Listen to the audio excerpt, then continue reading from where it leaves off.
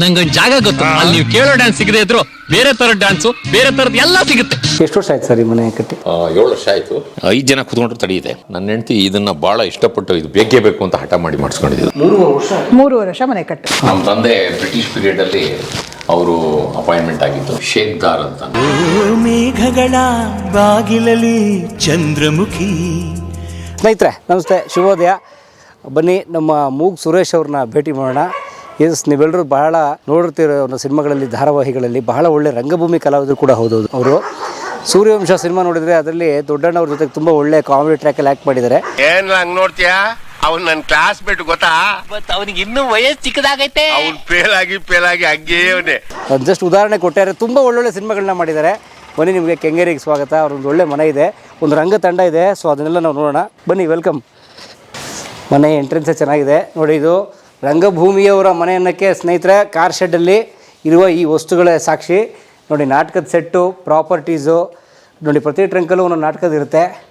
ಸಾಫಲ್ಯ ಅಂಥೇಳಿ ಅವ್ರ ರಂಗತಂಡದ ಹೆಸರು ನೋಡಿ. ಸಾಫಲ್ಯ ರಂಗತಂಡ ವಿಶ್ವ ರಂಗಭೂಮಿ ದಿನಾಚರಣೆ ಕೂಡ ಮಾಡಿದ್ದಾರೆ. ಎಸ್, ಮೇಲೆ ಹೋಗೋಣ ಬನ್ನಿ. ಹಾಂ, ನಮಸ್ತೆ. ಕೆಳಗಡೆ ನಿಮ್ಮ ನಾಟಕದ ಎಲ್ಲ ಪ್ರಾಪರ್ಟೀಸ್ ದರ್ಶನ ಆಯಿತು ಸರ್. ಗುಡ್ ಮಾರ್ನಿಂಗ್, ನಮಸ್ಕಾರ, ಶುಭೋದಯ. ಬೆಳಗ್ಗೆ ಇಲ್ಲಿ ನಾನು ಹಾರೋಳ್ಳಿಗೆ ಹೋಗಿದ್ದೆ. ಬರ್ತಾ ಇರ್ಬೇಕಾದ್ರೆ ಅಲ್ಲೊಬ್ರು ರೈತರು ಸಿಕ್ಕರು. ಇದಕ್ಕೆ ಅರ್ಜೆಂಟಿಗೆ ಹೋಗ್ಬೇಕು ಅಂತ ಬರ್ತಾ ಇದೆ. ಅವ್ರು ಕೇಳಿದ್ರೆ ಎಲ್ಲಿಗೆ? ಮೂಗ್ ಸುರೇಶ್ ಅವ್ರ ಇಂಟರ್ವ್ಯೂಗೆ ಅಂದೆ. ಅದೇ ಬೇಸ್ ವಯಸ್ಸಿದೆಯಲ್ಲ, ಒಂಥರ ಬಾವಿ ಒಳಗಿಂದ ಧ್ವನಿ ಬಂದಂಗೆ ಬರುತ್ತಲ್ಲ, ಅವ್ರು ತಾನೇ ಅಂದರು. ಹೌದು, ಹಾರೋಳ್ಳಿ ಕನಕಪುರ ರಸ್ತೆ. ನಿಮ್ಮ ರೈತರೊಬ್ರು ಹೆಸರು ತಕ್ಷಣ ಗೊತ್ತಾಯ್ತು ಸರ್. ಸ್ನೇಹಿತರೆ ನೋಡಿ, ಇವರೇ ನಮ್ಮ ಮೂಗ್ ಸುರೇಶ್ ಅವರು, ಅವ್ರ ಪತ್ನಿ. ಬನ್ನಿಮ್ಮ. ಸೊ ನೀವು ನೋಡ್ತೀರಿ, ಭಾಳ ಪ್ರಖ್ಯಾತ ಕಲಾವಿದರು. ಬಟ್ ಅವ್ರನ್ನ ನಾನು ಸೂರ್ಯವಂಶದಲ್ಲಿ ನೋಡಿದಾಗ ತುಂಬ ಸಣ್ಣ ಇದ್ದರು. ಈಗ ಸ್ವಲ್ಪ ಚೆನ್ನಾಗಿದ್ದಾರೆ. ವಯಸ್ಸಾಯ್ತು ಅನ್ನೋದಕ್ಕಿಂತ ಕಾಲಕ್ರಮೇಣ ದೇಹಕ್ಕೆ ಒಂದು ಸ್ವಲ್ಪ ಭಾರ ಬಂದಿದೆ. ಏನು ಅಸ್ತವ್ಯಸ್ತವಾದಂಥ ಮೊಮೆಂಟ್ಗಳು ಇಡಕ್ಕೆ ಅವ್ರು ಮೇಂಟೈನ್ ಮಾಡೋಕ್ಕಾಗಲ್ಲ ಅಂತ ಅವ್ರೇನು ಹೇಳಿದ್ರು, ಬೆಂಗಳೂರಿನಲ್ಲಿ ಬಂದ ತಕ್ಷಣ ಸುಮಾರು ಬಾಡಿಗೆ ಮನೆಗಳು ಬದಲಾಯಿತು. ನೋಡಿ, ಈ ಮನೆಯಲ್ಲಿ ನೆಕ್ಸ್ಟ್ ಮುಂದಿನ ಮನೆಯಲ್ಲಿ ಶೋಕೇಸ್ ಮಾಡಿಸೋಣ.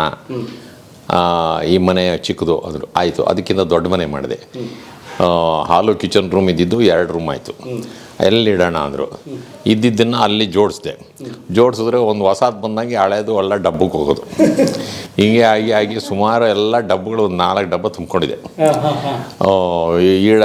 ಈಗ ಯಾವ್ದು ಇಂಪಾರ್ಟೆಂಟ್ ಇಡಬೇಕು, ಯಾವ್ದು ಇಂಪಾರ್ಟೆಂಟ್ ಇಡಬಾರ್ದು ಅನ್ನೋದೇನಿಲ್ಲ. ಬಂದಂಗೆ ಇಡ್ತಾ ಇರೋದು, ಹಳೇದನ್ನೆಲ್ಲ ತೊಗೊಂಡೋಗಿ ಡಬ್ಬಕ್ಕೆ ತುಂಬೋದು. First in first out.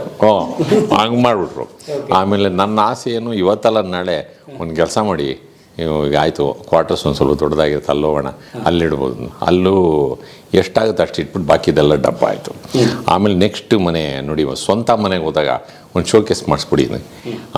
ನಾವು ಶೋಕೇಸ್ ಮಾಡಿಸ್ಬೇಕು ಅಂದ್ಬಿಟ್ಟು ಇಲ್ಲೇನೋ ಮಾಡಿ ವ್ಯವಸ್ಥೆ ಮಾಡಿ, ನಾನೆಲ್ಲ ಶೂಟಿಂಗ್ ನಾಟಕಗಳ ಊರು ತಿರ್ಕೊಂಡು ಹೋದೆ. ಇಲ್ಲೇನೋ ಮಾಡ್ತೀನಿ ಎಂದು ಹೆಂಗೋ ಮಾಡಿದ್ರು. ನಾವಿಲ್ದಿರೋ ಇದರಲ್ಲಿ ಎಷ್ಟು ಇಡೋಕ್ಕಾಗುತ್ತೋ ಅಷ್ಟು ಇಟ್ವಿ. ಇನ್ನೂ ದೊಡ್ಡ ಶೋಕೇಸ್ ಮಾಡಿಸೋಣ. ಸೊ ಈಗ ಸದ್ಯಕ್ಕೆ ಇದು ಮಾಡಿದ್ವಲ್ಲ, ಮುಂದಕ್ಕೆ ನೋಡೋಣ ಅಂದರು. ಈಗ ನನಗೆ ಭರವಸೆ ಕೊಟ್ಟು ಕೊನೆಗೆ ಈ ಯಾವ ಹಳೆಯವು ಡಬ್ಬದಲ್ಲೇ ಇದ್ದಾವೆ, ಇವು ಬಂದವು ಹಿಂಗೆ ಇಲ್ಲಿಡಿವೆ. ಇನ್ನು ಬಾಕಿವೆಲ್ಲ ಬಂದವು ಎಲ್ಲೆಲ್ಲ ಹಿಂಗೆ ತಿರುಗ್ತಾ ಇರೋದೆ, ತಳ್ತಾ ಇರೋದು. ಹಿಂಗೆ ಆಗಿದೆ. ನಾವು ಆಸೆ ಕೈಗೊಳ್ಳ. ಏನೋ ನಮಗೇನೋ ಜೀವನದಲ್ಲಿ ಎಲ್ಲೋ ಒಂದು ಕಡೆ ಒಂದು ಅರ್ಧ ಎಕರೆ ಜಮೀನೋ ಏನೋ ಒಂದು ಚೆನ್ನಾಗಿ ಏನಾದರೂ ಮಾಡೋಕ್ಕೆ ಸಾಧ್ಯ ಆದರೆ ದೇವ್ರು ಕೊಟ್ಟರೆ ಅಲ್ಲಿ ಅರ್ಧ ಹಾಕಿನೋ ಕಾಲು ಹಾಕಿನೋ ಅಲ್ಲಿ ಒಂಚೂರು ಏನೋ ಒಂದು ರಂಗಮಂದಿರ ಕಟ್ಟಿ ಒಂದು ಇದು ಮಾಡಿ, ಅಲ್ಲಿ ಇದಕ್ಕೆ ಶೋಕೇಸ್ಗೆ ಅಂತ ಒಂದು ಸಪ್ರೇಟಾಗಿ ಇಟ್ಬಿಡ್ಬೇಕು. ಹಾಲ್ ಕಟ್ಟಿ ಎಲ್ಲ ಕಟ್ಟಿ. ಇನ್ನು ಬುಕ್ಸ್ಗಳೆಲ್ಲ ಎಲ್ಲೋ ಒಂದು ಕಡೆ ಅಲ್ಲಿ ಇಲ್ಲಿ ಎಲ್ಲ ಅದನ್ನು ತುರುಕ್ಬಿಡೋರು. ಒಂದು ಬುಕ್ಗಳು ಎಲ್ಲೂ ಜಾಗ ಇಲ್ಲ. ಸ್ವಂತ ಮನೆ ಭರವಸೆ ಕೊಟ್ಟರು. ಈಗ ಓಟ್ ತಗೊಳಕ್ಕೆ ಅಂತ ಭರವಸೆ ಕೊಡ್ತಾರಲ್ವಾ, ಎಲ್ಲ ಓಟ್ ಹಾಕಿ ಇನ್ನು 5 ವರ್ಷದಲ್ಲಿ ನಾವು ಇದೆಲ್ಲ ಮಾಡ್ತೀವಿ ಅಂತ, ಸಿಂಗಪುರ ಮಾಡ್ತೀವಿ, ಸ್ವರ್ಗ ಮಾಡ್ಬಿಡ್ತೀವಿ ಅಂತ. ಅವ್ರು ಮರಳುಗಾಡಲ್ಲಿ ಮಾಡಿದ್ದಾರೆ ಸ್ವರ್ಗನ, ನಾವು ಇಲ್ಲೇ ಮಾಡ್ತೀವಿ, ಮರುಭೂಮಿ ತಂದು ಮಾಡ್ತೀವಿ ಅಂತ ಹೇಳ್ತಾರಲ್ಲ, ಭರವಸೆ ಕೊಡ್ತಾರಲ್ಲ. ಆ ಥರ ಅವ್ರ ಥರ ಅಲ್ಲ. ಅವ್ರ ಥರ ಭ್ರಷ್ಟರಲ್ಲ ಇವರು. ಇವ್ರಿಗೇನು ನನಗೆ ಒರ್ಸೋಕ್ಕಾಗಲ್ಲ, ಕ್ಲೀನ್ ಮಾಡೋಕ್ಕಾಗಲ್ಲ ಅಂದ್ಬಿಟ್ಟು ಏನೋ ಸಮಾಧಾನ ಮಾಡ್ತಾರೆ. ಇನ್ನೇನು ಮಾಡೋದು? 10-15 ಹೋಗ್ತಾರೆ, ತರ್ತಾ ಇರ್ತಾರೆ. ಎಷ್ಟು ಅಂತ ಇಡಕ್ಕಾಗತ್ತೆ? ಮತ್ತೆ ಎಲ್ಲವೂ ಇಂಪಾರ್ಟೆಂಟೇ. ಅಭಿಮಾನ ಪ್ರೀತಿ ಕೊಟ್ಟರು. ನಾವು ಒಂದ್ಸರಿ ನೋಡೋದು, ಕೊಟ್ಟಿದ್ದನ್ನ ಕಣ್ ತುಂಬಿಸ್ಕೊಳ್ಳೋದು, ಏನು ಇವ್ರ ಕೈಲಿ ಕೊಡೋದು ನೋಡಿ. ಎಲ್ಲ ನಾನು ಇಟ್ಟರೆ 1-2 ದಿನ ಇಲ್ಲಿರುತ್ತೆ. ಆಮೇಲೆ ಓ ನನ್ನ ಕೈಲಿ ಓಡ್ಸೋಕ್ಕಾಗಲ್ಲ ಬೇಜಾರಾಗ್ಬಾರ್ದಲ್ಲ, ಅದಕ್ಕೆ ಅಂತ ಮಾಡ್ತಾರೆ. ಇಟ್ಟು ಮತ್ತೆ ಅದು ಡಬ್ಬಕ್ಕೆ ಹೋಗಿ ಏನು ಮಾಡೋದು? ಕೌಶಲ್ಯ ಇಡಕ್ಕೆ ಒಂದು ಸೈಟ್ ತಗೋಬೇಕು ಈಗ. ಹ್ಞೂ ಹೌದು. ಏನೋ ದೊಡ್ಡ ಮನೆ ಮಾಡೋಣ ಅಂತ ಆ ಶಕ್ತಿ ಏನು ಅಂದರೆ ಸೈಟ್ ತಗೊಳ್ಳೋಕ್ಕೆ ಕಾಸಿರಲಿಲ್ಲ ಮೊದಲು. ಸೈಟ್ಗೆ ಬಿಡಿಗೆ ಅಪ್ಲೈ ಮಾಡೋದಕ್ಕೆ ನನಗೆ 6% ಬಡ್ಡಿಗೆ ದುಡ್ಡು ತೊಗೊಂಡು 1,750 ರೂಪಾಯಿ ದುಡ್ಡು ಕಟ್ಟೋಕ್ಕೆ ನಾನು 6% ಬಡ್ಡಿ ಕಟ್ಟಿದ್ದೆ ಮೊದಲನೇ ಅಟೆಂಪ್ಟ್ಗೆ 84ನೇ ಇಸ್ವಿನಲ್ಲಿ. ಅದಾದ ನಂತರ 2,000 ಚಿಲ್ಲರೆ ಆಯ್ತದು. 2,000 ಅದುವಾಗಲೂ ಬಡ್ಡಿ ತಗೊಂಡೆ 6%ಗೆ. ಅದೇ ವ್ಯಕ್ತಿ ಹತ್ರ 6% ಬಡ್ಡಿ ತಗೊಂಡೆ. 1 ಅಟೆಂಪ್ಟ್ ಆಯಿತು, 2 ಅಟೆಂಪ್ಟ್ ಆಯಿತು, ಹಂಗೆ ಬಡ್ಡಿ ತೊಗೊಳೋದು ಕೊಡೋದು, ಬಡ್ಡಿ ತೊಗೊಳೋದು ಕೊಡೋದು, ಹಿಂಗೆ ಮಾಡಿದ್ವಿ. ಮದುವೆ ಆಗೋ ಟೈಮಲ್ಲಿ 1 ಅಟೆಂಪ್ಟ್ ಮಿಸ್ ಆಗೋಯ್ತು ಬಿಡಿಯೋದು. ಅದು ಒಂದು ಸ್ವಲ್ಪ ಮುಂದಕ್ಕೆ ಹೋಯ್ತು. ಆಮೇಲೆ ಮತ್ತೆ ಜೋಡ್ಸೋಕ್ಕಾಗಲ್ಲ ದುಡ್ಡು. ಆ ಇನ್ಷಿಯಲ್ ಡಿಪಾಸಿಟ್ಗೆ ಜೋಡ್ಸೋಕ್ಕಾಗಲ್ಲ. ಅಯ್ಯೋ ಸಾಕಪ್ಪ 30-40 ಬಿಟ್ಟರೆ ಅದ್ರ ಮೇಲೆ ದೊಡ್ಡದು ಆಸೆ 40-60 ತಗೋಬೇಕು ಅಂತ ಅಂದ್ಬಿಟ್ಟು. ನಾನು DRDOನಲ್ಲಿ ಕೆಲಸದಲ್ಲಿದ್ನಲ್ಲ, ಕಮ್ಮಿ ಸಂಬಳ ಅಲ್ಲಿ. ಹೌದು. ಈಗ ನಾವು ಇಷ್ಟು ದಿನ ಹೇಳ್ಕೊಳ್ತಿರಲಿಲ್ಲ ಸರಿಯಾಗಿ. ಸುಮಾರು ಜನ ಗೊತ್ತಿತ್ತು, ಸುಮಾರು ಜನ ಗೊತ್ತಿರಲಿಲ್ಲ ನಿಮಗೆ. DRDOನಲ್ಲಿ ನಾನು ಗೌರ್ಮೆಂಟ್ ಸೈನ್ಸ್ ಕಾಲೇಜಲ್ಲಿ BSc ಮಾಡಿ ಅಲ್ಲಿ ಸರ್ಕಾರಿ ವಿಜ್ಞಾನ ವಿದ್ಯಾಲಯ ರಿಸರ್ವ್ ಬ್ಯಾಂಕ್ ಎದುರುಗಡೆ ಅಲ್ಲಿ ಮಾಡಿ, ಅಲ್ಲಿ ಕನ್ನಡ ಸಂಘ ಯೂನಿಯನ್ನು ಅದು ಇದು ಅಂತ ಆಡಿ ನಾವು ಫಸ್ಟ್ ಇಯರ್ BSc ಇದ್ದಾಗ ನಿಯತಾಗಿ ಓದಿದೆ, ಫಸ್ಟ್ ಬೆಂಚಲ್ಲಿದ್ದೆ. ಸೆಕೆಂಡ್ ಇಯರ್ BScಲಿ ಮುದ್ದಿಗೆ ಬೆಂಚ್ ಬಂದೆ. ಥರ್ಡ್ ಇಯರ್ BScಗೆ ಲಾಸ್ಟ್ ಬೆಂಚಿಗೆ ಬಂದೆ. ಅಷ್ಟೊತ್ತಿಗೆ ಸೆಕೆಂಡ್ ಇಯರ್ BScಗೆ ಎಲ್ಲರೂ ಪುಸ್ಲಾಯಿಸಿ ನಾನು ಮಿಮಿಕ್ರಿ ಮಾಡ್ತಿದ್ದೆ ಅವಾಗಲೇ ಮಿಮಿಕ್ರಿ ಮಾಡೋದು. ಆಮೇಲೆ ಕೊನೆಗೆ ಅನ್ನಿಸ್ತು ಮಿಮಿಕ್ರಿ ಮಾಡಬಾರ್ದು, ಬರೀ ಆ್ಯಕ್ಟ್ ಮಾಡಬೇಕು. ಮಿಮಿಕ್ರಿ ಮಾಡಿದ್ರೆ ನಮ್ದು ಇದೇ ಕಳೆದೋಗ್ಬಿಡುತ್ತೆ, ನಮ್ಮ ಪ್ರತಿಭೆ ಹೊಟ್ಟೋಗ್ಬಿಡುತ್ತೆ ಅಂದ್ಬಿಟ್ಟು ಅಂದ್ಕೊಂಡು ಅಲ್ಲಿಂದ ಬರೀ ಆ್ಯಕ್ಟಿಂಗ್ ಮಾತ್ರ ನಾಟಕಗಳು ಮಾಡ್ಕೊಂಡು ಏನೋ ಮಾಡ್ತಿದ್ರೆ ಅಲ್ಲಿ ಯೂನಿಯನ್ಗೆ ಸೇರಿ ಮೊದಲನೇ ವರ್ಷ ಒಂದು ಸ್ವಲ್ಪ ಕ್ಲಾಸು ಅಟೆಂಡ್ ಆಗ್ತಿದ್ದೆ, ಯೂನಿಯನ್ ಕೆಲಸನೂ ಮಾಡ್ತಿದ್ದೆ, ಕನ್ನಡ ಸಂಘದ ಕೆಲಸನೂ ಮಾಡ್ತಿದ್ದೆ. ಎಲ್ಲ ಮಾಡ್ತಿದ್ದಾಗ ಲಾಸ್ಟ್ ಬೆಂಚಲ್ಲಿ ಕೂತ್ಕೊಂಡಾಗ ಯಾರೋ ಪಾಠ ಅರ್ಥ ಆಯ್ತಲ್ಲ, ಚುಕ್ಕಿ ಆಟ ಆಡಲ್ಲ, ಸುಮ್ಮನೆ ಮೇಷ್ಟ್ರು ಓದೋದು ಕಷ್ಟ.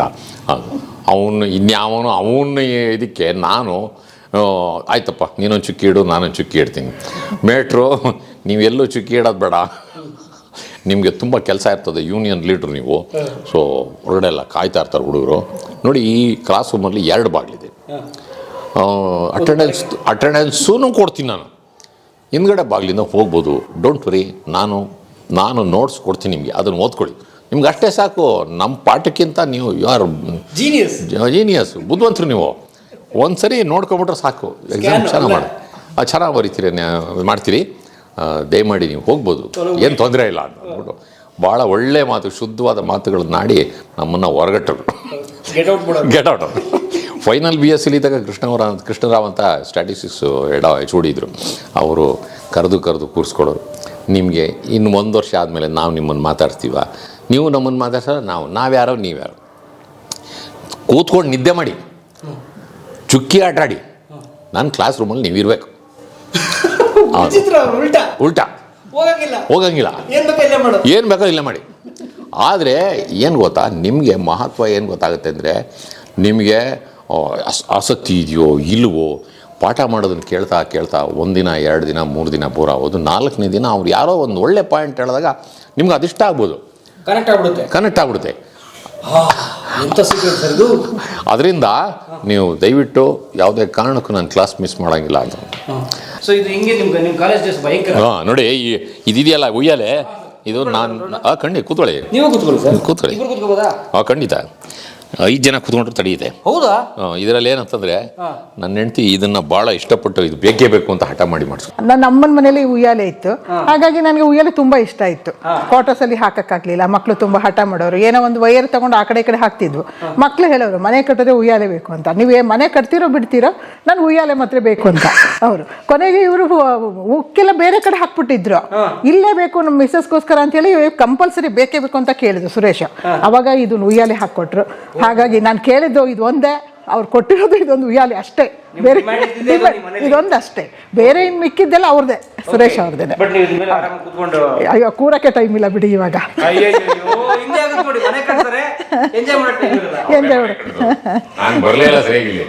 ಅವಳೇ ಇಂದಿರಾನಗರಿಂದ ಇಲ್ಲಿವರು ಟ್ರಾವೆಲ್ ಮಾಡ್ಕೊಂಡು ಬಸ್ಸಲ್ಲಿ ಬಂದು ಕೂತಿದ್ದು ಬೆಳಿಗ್ಗೆ ಸಂಜೆ 3 ವರ್ಷ ಮನೆ ಕಟ್ಟೋದು. ನಮ್ಮ ಬಾಮಯ್ಯ ಕಂಡ ಜೊತೆಲಿ ನನ್ನ ತಮ್ಮ ನಾನಿಬ್ರು 9-9 ತನಕ ಇಲ್ಲಿದ್ದು ಹೋಗ್ತಾ ಇದ್ವಿ. ಅಂದರೆ ಅಷ್ಟು ನಮಗೆ ತುಂಬ ಟಾರ್ಚರ್ ಕೊಟ್ಟರು ಮನೆ ಕಟ್ಟುವಾಗ. ತುಂಬ ಹಿಂಸೆ ಆಯಿತು. ಹಾಂ, ತುಂಬ ಹಿಂಸೆ ಕೊಟ್ಟರು. ಏನೋ ಯಾರೂ ಇಲ್ಲ. ಹೌದು, ಅದು ತುಂಬ ಕಷ್ಟ ಆಗುತ್ತೆ ಮನೆ ಕಟ್ಟಕ್ಕೆ. ಒಬ್ಬೊಬ್ರು ಸುಲಭವಾಗಿ ಮಾಡಿರ್ಬೋದು, ಬಟ್ ಇವರು ಆ್ಯಕ್ಟರ್ ಎಲ್ಲ ಏನೋ ಬರಲ್ಲ ಹೋಗಲ್ಲ ಅಂತೇಳಿ ನಮಗೆ ತುಂಬ ತೊಂದರೆ ಕೊಟ್ಟರು. ಆಮೇಲೆ ನನ್ನ ತಮ್ಮ ಬಂದಮೇಲೆ ಎಲ್ಲ ಫಿನಿಷ್ ಮಾಡಿ ಒಂದೇನೋ ಒಂದು ಹಂತ ಅಂತೇಳಿ ಒಂದು ಮನೆ ಮಾಡಿಕೊಂಡ್ರು. 3 ವರ್ಷ ಮನೆ ಕಟ್ಟಿದ್ವಿ. 5 ಜನ ಮೇಸ್ತ್ರಿಗಳು ಕೊಡೋದು, ದುಡ್ಡು ತಗೊಂಡು ಅದು ಇದು ಎಲ್ಲ ಅದೇ ಒಂದು ದೊಡ್ಡ ಕತೆ. ನಾವು ಒಬ್ರಿಗೆ ಬಿಟ್ವಿ, ಅದು ಸರಿ ಹೋಗಲಿಲ್ಲ. ಆಮೇಲೆ ನಾವೇ ಶುರು ಮಾಡೋದು. ಸೊ ಲಕ್ಕಿ ನೀವು, ಲಕ್ಕಿನೇ ಬರ್ತಿದ್ರೆ ಅನ್ಲಕ್ಕಿ. ಇನ್ನು ಮೊಮೆಂಟ್ ಶೋಕೇಸ್ ಮಾಡಿಸ್ಕೊಡ್ಲಿಲ್ಲ. ಆಮೇಲೆ ಏನು ಅಂದ್ರೆ ಮನೆ ಮೇಲೆ ನಾಟಕ ಮಾಡಕ್ ಬಿಟ್ಟಿದ್ದಾರೆ. ಮಕ್ಕಳು ಓಪನ್ ಸ್ಪೇಸ್ ಇದೆ ಅಲ್ಲಿ. ಸಂಜೆ ಬರ್ತಾರೆ ಮಕ್ಕಳು, 18 to 30 years age group free, ಉಚಿತವಾಗಿ ನಾಟಕ ಸ್ಟಾರ್ಟ್ ಮಾಡೋದು, ಒಂದು ಪ್ರೊಡಕ್ಷನ್ ಮಾಡೋದು, ಶೋ ಮಾಡೋದು ಅಷ್ಟೇ.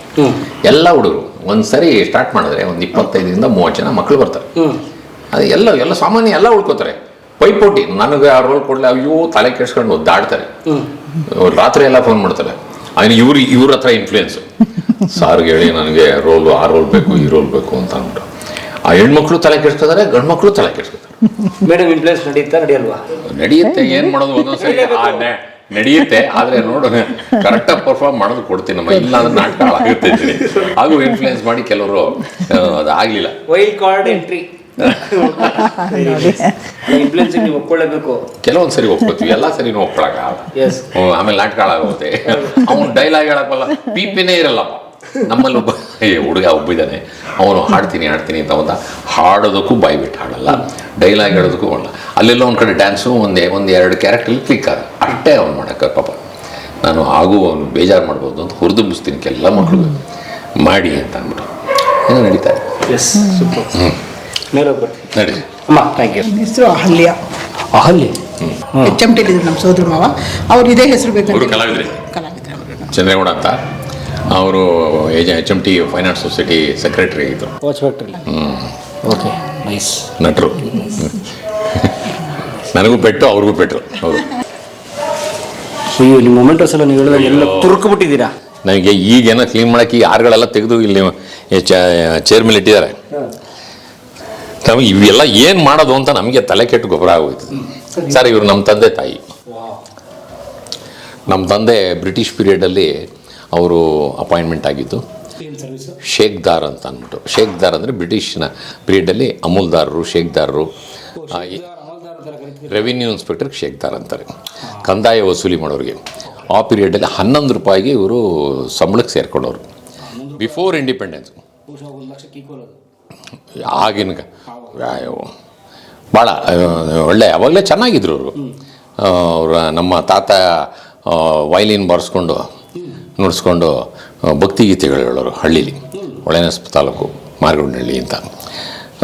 ಯಾವಾಗಲೂ ಒಂದು ಸರ್ತಿ ಇವರು ಹೆತ್ತೂರಲ್ಲಿದ್ದಾಗ ಗುಬ್ಬಿ ಕಂಪ್ನಿ ಬಂದಿತ್ತಂತೆ. ಅವರು ಬಂದ್ಬಿಟ್ಟು ನಾಟಕ ಕಂಪ್ನಿಗೆ ಹೋಗ್ಬಿಟ್ಟು ಅಲ್ಲೆಲ್ಲನೂ ಸ್ನೇಹಿತರು ಮಾಡ್ಕೊಂಬಿಟ್ಟು ಅವ್ರ ಜೊತೆನೇ ಮೇಳಕ್ಕೆ ಸೇರ್ಕೊಂಬಿಟ್ಟಿದ್ರಂತೆ. ನಮ್ಮಪ್ಪ ಹೇಳೋರು, ಮೇಳಕ್ಕೆ ಸೇರಿಸ್ಕೊಂಬಿಟ್ಟು ಇವರಿದ್ದರು ಊರಿಗೆ ಹೋಗಿ ಅಂದ್ರೆ ಊರಿಗೆ ಹೋಗ್ತಾ ಇರಲ್ವಂತೆ. ಒಂದೊಂದು ದಿನ ಬರ್ತಾನೆ ಇಲ್ಲ, ಅಲ್ಲೇ ಉಳ್ಕೊಂಡ್ರಂತೆ. ನಂತರ ಆ ಕಂಪ್ನಿ ಹೋದ್ಮೇಲೆ ಬೇರೆ ಕಡೆಗೆ ಅವರು ಹೊರಟೋಗ್ಬಿಟ್ಟಿದಂತೆ. ಇವರು ಊರಲ್ಲೆಲ್ಲ ಕಂಪ್ಲೇಂಟು, ಓದೋರು ಬರಲಿಲ್ಲ, ಹೀಗೆ ಏನು ಅಂತ ಊರಿಂದ ಬಂದು ಇಲ್ಲಿ ಕಳಿಸ್ತೀನಿ ನಾಟಕ ಕಂಪ್ನಿಗೆ. ಊರಲ್ಲಿ ಹೆಂಗೆ ಭಕ್ತಿಗೀತೆ ಹೇಳ್ಕೊಂಡು ಭಜನೆ ಮಾಡ್ಕೊಂಡಿದ್ರು, ಪಿಟೀಲ್ ಬಾರಿಸ್ಕೊಂಡು ಎಲ್ಲೋದ್ರು ಇವರೆಲ್ಲ ನೆಕ್ಸ್ಟ್ ಕಂಪ್ನಿಗೆ ಹೋಗಿ ಅಲ್ಲಿಗೆ ಹೋಗಿ ಕರ್ಕೊಂಡು ಬಂದು ಊರಿಗೆ ಬಿಟ್ಟು ಬಂದ. ಓಕೆ, ಏನು ಹೆಸರು ನಿಮ್ಮ ತಂದೆಯವ್ರದ್ದು? ನಂಜಪ್ಪನವರು. ಅಮ್ಮ ತಾಯಿ ಹೆಸರು ಕಮಲ. ಈ ಫೋಟೋ ತೆಗೆದು ಏನು ಸರ್, ಏನು ಲುಕ್ ಕೊಟ್ಟವ್ರು ನೋಡಿ ಸರ್. ಇದು ಪ್ರೊಫೈಲ್ ಇಟ್ಟು ಎಲ್ಲ ಮಾಡಿ ಸುಮ್ಮನೆ ಸ್ಟ್ರೈಟಿಗೆ ತೆಗೆದುಬಿಡ್ತಾರೆ ಇವಾಗ ಎಲ್ಲ. ಭಾಳ ಈ 2 ಫೋಟೋ ಮದುವೆ ಹೊಸರಲ್ಲಿ ತೆಗ್ದಿರೋಂಥ. ಆಮೇಲೆ ಅವ್ರ ಮಕ್ಕಳಾಗಿರ್ಲಿಲ್ಲ. ನಮಗೆ ಅವರು ಈ ಫೋಟೋಗಳು ಹುಡುಕೋದಕ್ಕೆ ಸಾಕಾಗೋಯ್ತು. ಈಗ ಫೋಟೋ ಕಲೆಕ್ಷನ್ಸ್ ಬೇಕಾದ್ರೂ ಸಿಗ್ತವೆ, ಅವಾಗಿಲ್ಲ. ರೇರ್, ಅವಾಗ ರೇರ್. ಫೋಟೋ ತೆಗ್ಸೋದು ಶ್ರೀಮಂತರು ಅಂತ. ಅವಾಗ ಎಲ್ಲೋ ಸಿಕ್ತು.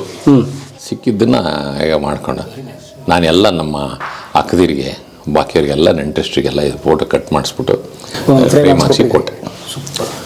ಅದಕ್ಕೆ ನೀನು ಮತ್ತು ತಂದೆ ತಾಯಿಗಿಂದ ಗೌರವ ಇನ್ನೇನು ತೋರಿಸ್ಬೇಕು ಸರ್? ಖಂಡಿತ ಸರ್, ನಮ್ಮ ತಂದೆ ತಾಯಿನೇ ನಮಗೆ ಜೀವ. ಅಯ್ಯೋ ನಡಿ ಜೀವ ಅಲ್ಲ ಸರ್, ಜೀವನೇ ಕೊಟ್ಟವರಲ್ಲ. ಇದು ಈ ಕಸ ಅಂತೀವೋ ರಸ ಅಂತೀರೋ ಗೊತ್ತಿಲ್ಲ, ಇದರಲ್ಲೆಲ್ಲ ನಮ್ಮದು ಎಲ್ಲೆಲ್ಲ ಸರ್ಟಿಫಿಕೇಟ್ ತೊಗೊಂಡೋಗು, ಇದು ತೊಗೊಂಡೋಗು ನೋಡಿ ಇಲ್ಲೇ ಇದೆಯಲ್ಲ ಏನೋ ಎಲ್ಲ ಇದಾವೆ ಸರ್. ಈಗ ಇನ್ನೂ ಡಬ್ದಲ್ಲಿ 5-6 ಡಬ್ದಲ್ಲಿ ಇದ್ದಾವೆ, ಇಡೋಕ್ಕಾಗ್ತಾ ಇಲ್ಲ. ಓಕೆ, ನನಗೆ ಇದು ಕ್ಲೀನ್ ಮಾಡಿರಿ ಅಂತಾರೆ. 3-4 ಡಬ್ಬ ತೊಗೊಂಡು ಅದನ್ನು ಇದು ಮಾಡಬೇಕು. ಆ ಧೂಳು ಅಲರ್ಜಿ ನನಗೆ. ಮಿಮಿಕ್ರಿ ದಯಾನಂದ್ ಅವ್ರು ಚೆನ್ನಾಗಿ ಮಾಡಿದ್ದಾರೆ. ಇದೇ ಥರ ಮನೆ ಕಟ್ಟಿ ಒಂದು ಮೀಟಿಂಗ್ ಹಾಲ್ ಮಾಡಿದ್ದಾರೆ, ಯಾರನ್ನ ಬಂದರೆ ಮಾತಾಡ್ಸೋಕ್ಕೆ. ಸುತ್ತ ಗ್ಲಾಸ್ದು ಇದು ಮಾಡಿಬಿಟ್ಟಿದ್ದಾರೆ, ಅಲ್ಲೆಲ್ಲ ನೀಟಾಗಿ ಇಟ್ಬಿಟ್ಟಿದ್ದಾರೆ. ನಾನು ಅದನ್ನು ಮಾಡ್ತೀನಿ ಅಂತ ಕೆಳಗಡೆ, ಹಾಂ, ನೀವು ಕೆಳಗಡೆ ಒಂದು ರೂಮ್ ಕೊಡ್ತೀನಿ ಅಲ್ಲಿ ಮಾಡ್ಕೊಳ್ಳಿ ಅಂತ. ಇಲ್ಲ ನಾನು ಈ ಕಡೆ ಸೈಡು ಕಾರ್ ನಿಲ್ಸೋಕ್ಕೆ, ಬೈಕ್ ನಿಲ್ಸೋಕ್ಕೆ ಸಾಕಿಷ್ಟು ಅದು ಪೂರ್ತಿ ಹಿಂಗೆ ಮಾಡಬೇಕು ಅಂತ. Okay, basement. ನನ್ನ ಮಗ ಇನ್ನೊಬ್ಬ ದೊಡ್ಡವನಿದ್ದಾನೆ, ಅವನು ಇಂದಿರಾನಗರ ಹತ್ರ. ಅವನು ಅಪ್ಪ ಇಲ್ಲೊಂದು 40-60 ಸೈಟ್ ತೊಗೋತೀನಿ, ತೊಗೊಂಡ್ರೆ ನನಗೆ ಗ್ರೌಂಡ್ ಫ್ಲೋರ್ ನನಗೆ ಬಿಟ್ಬಿಡಪ್ಪ ಅಂತ ಮಗನ ಸೈಟಲ್ಲೇ ಶೇರ್ ಮಾಡ್ತಾ ಇದ್ದೀರಾ. ನೈಸ್. ಅವ್ರು ಏನು ಹೇಳ್ತಾರೆ ನೋಡಿ, ಈ ಕತೆ ಹಿಂಗೇನೋ ಹಂಗೆ. ಓಕೆ, ಏನು ಮಾಡೋದು, ಕಲೆಗೆ ಬೆಲೆ ಇದೆ ಯಾವತ್ತು. ಸರ್ ಇದು ನನ್ನ ಮಗನ ರೂಮು. ಓಕೆ, ಮಗ ಸೊಸೆದು. ಹಾಂ, ಎಷ್ಟು ಇಬ್ಬರು ಮಕ್ಕಳ? 2 ಗಂಡು ಮಕ್ಕಳು. ಈಗ ಓದ್ನಲ್ಲ ಅವನು, ಅದು ಒಬ್ರು ಕಾಣಿಸ್ಕೊಂಡು. ಚಿಕ್ಕವನು. ಅವನು ಮೈಸೂರು ರಂಗಾಯಣ. ಓ ಹೌದಾ, ರಂಗಭೂಮಿ ಬರ್ತೀವಿ. ಹೌದು. ಓಕೆ, ನಾನು ಬೇಡಪ್ಪ, ನೀನು HP ನಲ್ಲಿ ವರ್ಕ್ ಮಾಡ್ತಿದ್ದ, ಸಂಚಾರಿ ಮಂಗಳಂ ಶಿಷ್ಯ ಮತ್ತು ದೃಶ್ಯ ದಾಕ್ಷಾಯಣಿ ಬಿಟ್ಟು. ಅವಳಿಗೆ ಏನಂದರೆ ನೀವು ಇದು ಕಳಿಸಿದ್ರಿ, ರಂಗಾಯಣ ಕಳಿಸಿದ್ರಿ ಮತ್ತು ಸಂಚಾರಿಗೆ ಕಳಿಸಿದ್ರಿ, ನನ್ನ ತಂಡದಲ್ಲಿ ಯಾಕೆ ಮಾಡಲ್ಲ ನಿಮ್ಮ ಮಗ, ನೀವೇ ಬಿಡಲ್ಲ ಹಂಗೆ. ಅಯ್ಯೋ ಅಮ್ಮ, ಭೂಮಿಗೆ ಬಿಟ್ಟುಬಿಟ್ಟಿದ್ದೀವಿ. ರಂಗಭೂಮಿ ಬಿಡೋದೇನು ತಗೋ ಅಲ್ಲೂ ಮಾಡ್ದ. ಆಮೇಲೆ ಈಗ ನಮ್ಮದೇ ಸಾಫಲ್ಯ ಅಂತ ಕಟ್ಕೊಂಡ್ವಲ್ಲ, ಈಗ ನಮ್ಮ ತಂಡದಲ್ಲೇ ಮಾಡ್ತಾನೆ. ಇನ್ನು ಅವನು ಮಕ್ಕಳು ಶಿಬಿರಗಳು ಅದು ಇದು ಮಾಡ್ತಾನೆ. ಶಿಬಿರ ಮಾಡಿ ಬುದ್ಧಿಮಾಂದ್ಯ ಮಕ್ಕಳಿಗೆ ಅದಕ್ಕೆಲ್ಲ ಒಂದು ಸ್ವಲ್ಪ ವರ್ಕ್ ಮಾಡ್ದ. ಸೃಷ್ಟಿ ಸ್ಪೆಷಲ್ ಅಕಾಡೆಮಿಯಲ್ಲಿ ನಾನೇ ಅಲ್ಲಿ ಸೇರಿಸ್ತೇನೆ ಒಂದು ಸ್ವಲ್ಪ. ಸೊ ಈಗ ಫುಲ್ ಟೈಮರ್ ಅವರು? Full time theatre person. HP ಹೋಯ್ತು. HP ಹೋಯ್ತು. ನಾನು ಹೇಳಿದೆ ಬೇಡ ಮಗನೇ ಅಂದರೆ ಇವರಿಬ್ಬರು ಸಪೋರ್ಟು. ಈಗ ನನ್ನ ಹೆಂಡ್ತಿನೂ ದೊಡ್ಡ ಮಗನ ಸಪೋರ್ಟು. ಏನು ನೀವು ಬಣ್ಣ ಹಚ್ಚಿದ್ರೆ ಅವ್ನು ಬಣ್ಣ ಹಚ್ಬಾರ್ದ, ಬಣ್ಣ ಹಚ್ಚಿ ಕೆಲಸದಲ್ಲಿರು ಮಾಡಿದ್ವಿ. ನಾವು ಅನುಭವಿಸ್ಬಿಟ್ಟಿದ್ವಿ. 38 ವರ್ಷ ಆಫೀಸಲ್ಲಿ, ಅಲ್ಲೂ ಪ್ರಮೋಷನ್ ಸರಿಯಾಗಿ ಸಿಗಲಿಲ್ಲ. ಅದು ಗೆಸ್ಟೆಡ್ ಆಫೀಸರ್ ಅದೇ, ಅದು ಬೇರೆ ವಿಚಾರ. ಆದರೆ ಇನ್ನೂ ಒಂದು ಹೈಯರ್ ರ್ಯಾಂಕಿಗೆ ಹೋಗ್ತಿದ್ದೆ ನಾನು. ಹೈಯರ್ ರ್ಯಾಂಕಿಗೆ ಹೋಗಿ ಪೂನಾದಲ್ಲಿ MSc ಸೀಟ್ ಸಿಕ್ಕಿತ್ತು, ಮ್ಯಾಥಮೆಟಿಕ್ಸು. ಆಮೇಲೆ ಅಲ್ಲಿಂದ ಬಂದ ತಕ್ಷಣ ಸೈಂಟಿಸ್ಟ್ B ಅಂತ ಕೊಡ್ತೀವಿ ಅಂತ ಅಂದ್ಬಿಟ್ಟೆಲ್ಲ ಗೊತ್ತಾಗಿತ್ತದು. ಆದರೂ ಕೂಡ ವಾಪಸ್ಸು ಈ ಕಡೆ ಬಂದ್ಬಿಟ್ಟೆ ನಾನು. ಏನೋ ಬೇರೆ ಥರ ಪಿಯರ್ಲೆಸ್ಗೆ ಹೋಗಿ ಅಲ್ಲಿಂದ ರಂಗಭೂಮಿ ಬಂದು ಪೂರ್ಣ ಪ್ರಮಾಣದಲ್ಲಿ ಈ ಕಡೆ ಅಭ್ಯಾಸ ಈ ಕಡೆ ಬಂದ್ಬಿಡ್ತು. ಮಾಡ್ಕೊಂಡು ಓದಿ. ನಾನು ನಾಗರಾಜ ಮೂರ್ತಿ ಕಾಲೇಜ್ ಮೇಟ್ಸು. KV ನಾಗರಾಜ ಮೂರ್ತಿ ಕಾಲೇಜ್ ಮೇಟ್ಸು. ನನಗಿಂತ 1 ಇಯರ್ ಸೀನಿಯರ್. ಅಲ್ಲಿ ಕನ್ನಡ ಸಂಘ ಅಲ್ಲಿ ಎಲ್ಲ ವರ್ಕ್ ಮಾಡ್ತಿದ್ವಲ್ಲ, ನಾನು ಮಾಡೋದೆಲ್ಲ ನೋಡಿದ್ದೆ ನಾನು. ಕಲಾಕ್ಷೇತ್ರಕ್ಕೆ ಅಲ್ಲಿ ಇಲ್ಲಿ ಬಂದಾಗ ಬಾರೋ ತಡದಲ್ಲಿ ಸೇರ್ಕೊಂಡು, ಸರಿ ಪ್ರಯೋಗದಲ್ಲಿ ಸೇರಿಕೊಂಡು ಪ್ರಯೋಗರಂಗದಲ್ಲಿ ಕರ್ನಾಟಕ, ಇಂಡಿಯಾ ಎಲ್ಲ ಕಡೆ ಸುತ್ತಿದ್ದಾಯಿತು. ಸೂಪರ್. ಸೊ ಇದು ಭಾಳ ಸ್ಪೇಷಿಯಸ್ ಆಗಿದೆ ರೂಮು. ಅದೊಂದು ಸಣ್ಣ ಬಾಲ್ಕನಿ. ಓಕೆ, ಅದೊಂದು ಸಣ್ಣ ಬಾಲ್ಕನಿ. ಈ ಕಡೆ ಮಗನ ಜಿಮ್ ಎಲ್ಲ ಇದೆ. ಎಲ್ಲ ತೊಗೊಂಡ್ಬಿಟ್ಟಿದ್ದೀವಿ ಸರ್, ಜಾಗ ಇಲ್ಲ ಓದಕ್ಕೂ. ಎಲ್ಲ ಫುಲ್ ಹಿಂಗೆ ಎಲ್ಲ ಬರೀ ಬುಕ್ಸ್ಗಳೇ, ಸಾಕಾಗ್ಬಿಟ್ಟಿದೆ.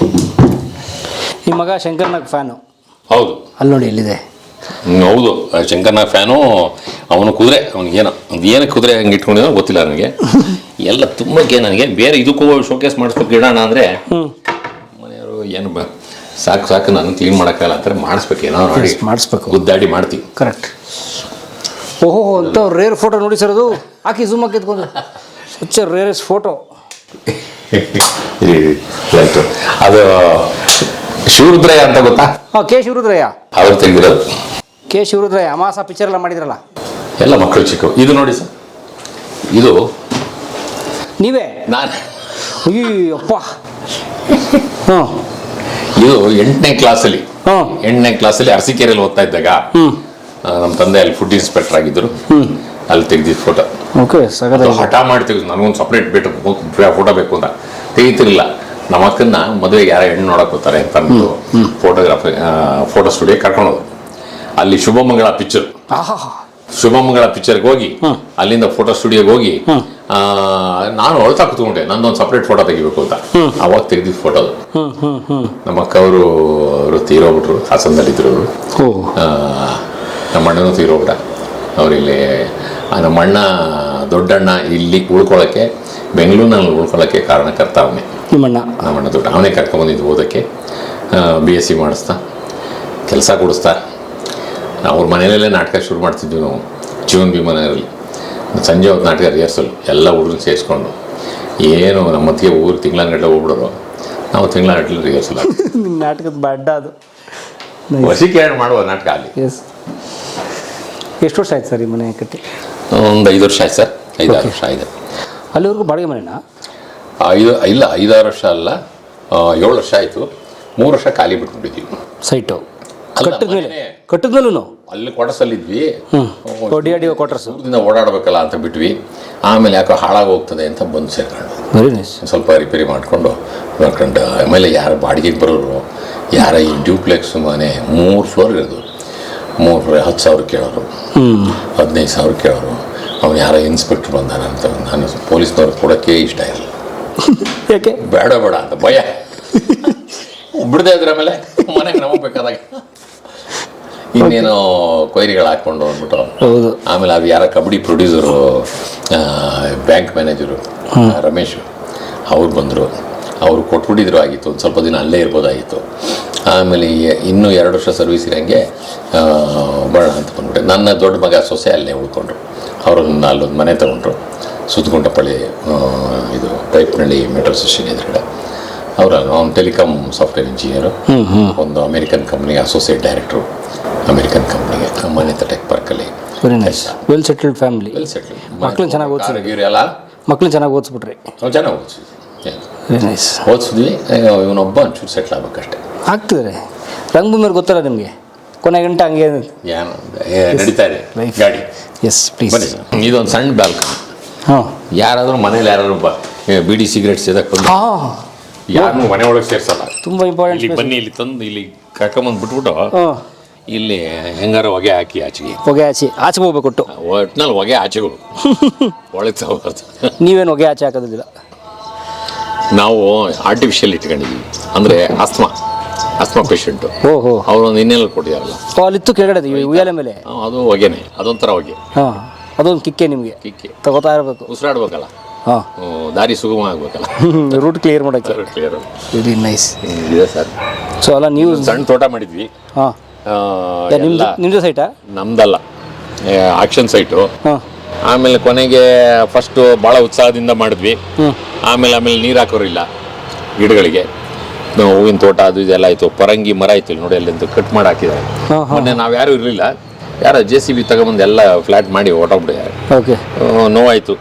ಆ ಪರಂಗಿ 2 ಪರಂಗಿ ಗಿಡಗಳಿತ್ತು. ಸುತ್ತಮುತ್ತವ್ರು ಎಲ್ರಿಗೂ ಪರಂಗಿ ಹಣ್ಕೊಟ್ಟಿದ್ವಿ, ಕಿತ್ಕೊಟ್ಟಿದ್ವಿ. ಅಷ್ಟು ಚೆನ್ನಾಗಿತ್ತು. ಹೋಯ್ತದು. ಆಮೇಲೆ ನಮ್ಮದಲ್ಲದ ಭೂಮಿಯಲ್ಲಿ ನಾವೇಕೆ ಉಳುಮೆ ಮಾಡುವುದು? ಏನೋ ನೆಲ ಕಡ್ರೆ ಪ್ರೀತಿ. ಊರಲ್ಲಿ ಜಮೀನು ಇದೆ. ಓಕೆ. ಒಂದು ಜಮೀನು ಹೊಳೆನರಸೀಪುರ ಇತ್ತು. ಅಲ್ಲಿಂದ ಗಬ್ಳಿ ಕಣಗಲ್ ಅಂತ, ಪುಟ್ಟಣ್ಣ ಕಣಗಲ್ ಅವರು ಕಣಗಾಲು. ಓಕೆ. ಅದ್ರ ಹತ್ರ ಗಬ್ಳಿ ಅಂತ ಊರು. ಆ ಪಕ್ಕದೂರೇ ನಮ್ಮ ಮನೆಯವರು ಕಟ್ಟೆಪುರ, ಬೆಟ್ಟದಪುರ, ದೇವರಾಜ ಅರಸು ಊರು ಎಲ್ಲ ಅಲ್ಲೇ ಬರ್ತವೆ.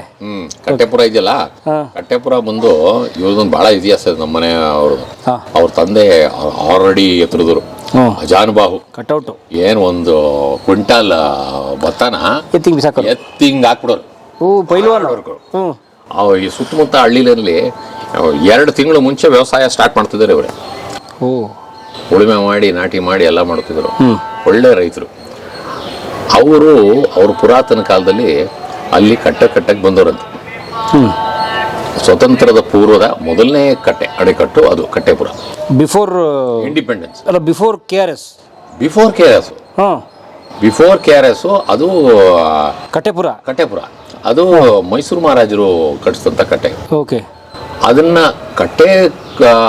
ಕಟ್ಟೋ ಕೆಲಸಕ್ಕೆ ಬಂದವರು ಅವರು. ಆಮೇಲೆ ಕಟ್ಟದ ಮೇಲೆ ಅಲ್ಲೇ ಉಳ್ಕೊಂಡ್ರು. ಅಲ್ಲೇ ಕಟ್ಟೆಪುರ ಅಂತ ಆಯ್ತು, ಪುರ ಅಂತ ಆಯ್ತು ಒಳಗೆ. ಆಮೇಲೆ ಅಲ್ಲೇ ಜಮೀನು ತಗೊಂಡು ಎಲ್ಲ ಮಾಡಿ ಒಳ್ಳೆ ಇದ್ರು. ದೊಡ್ಡ ಕುಟುಂಬ ಅವರು, ಅಣ್ಣ ತಮ್ಮದಿರೆಲ್ಲ ಸೇರಿ ಒಂದು 30 ಜನ ಇದ್ರು. ಎಲ್ಲ ಬೇರೆ ಆಗಿ, ಈಗ ಬೇರೆ ಆಗಿ ಬೆಳೆದಂಗೆ ಅವರು ನಮ್ಮ ಮಾವನವರೆಲ್ಲ ಎಲ್ಲರೂ ತೀರೋದು. ಮಕ್ಕಳಿದೆ. ಅದ್ರ ಪಕ್ಕದವರು 1.5 ಕಿಲೋಮೀಟ್ರು ನಮ್ಮ ಅಪ್ಪ ರಿಟೈರ್ ಆದಮೇಲೆ ಅಲ್ಲಿ ಮೊದಲೇ ಜಮೀನು ತೊಗೊಂಡಿದ್ರು. ಅಲ್ಲಿ ಮೈಗ್ರೇಟ್ ಆದವು. ಬೆಳ್ಳಿ ಚುಕ್ಕಿ ಕಾನಿನಲ್ಲಿ ನಕ್ಷತ್ರದ ತೀರಿನಲ್ಲಿ ಅದೃಷ್ಟವ ಹುಡುಕೋಣ.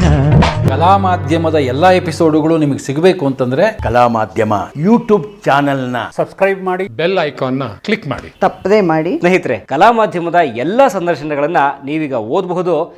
www.kalamadhyama.com ಈ ವೆಬ್ಸೈಟ್ಗೆ ವಿಸಿಟ್ ಮಾಡಿ ಇಂಟರ್ವ್ಯೂಗಳನ್ನು ಓದಿ. ಓದುವ ಸಂಸ್ಕೃತಿ ಹೆಚ್ಚಾಗಲಿ. ಧನ್ಯವಾದ.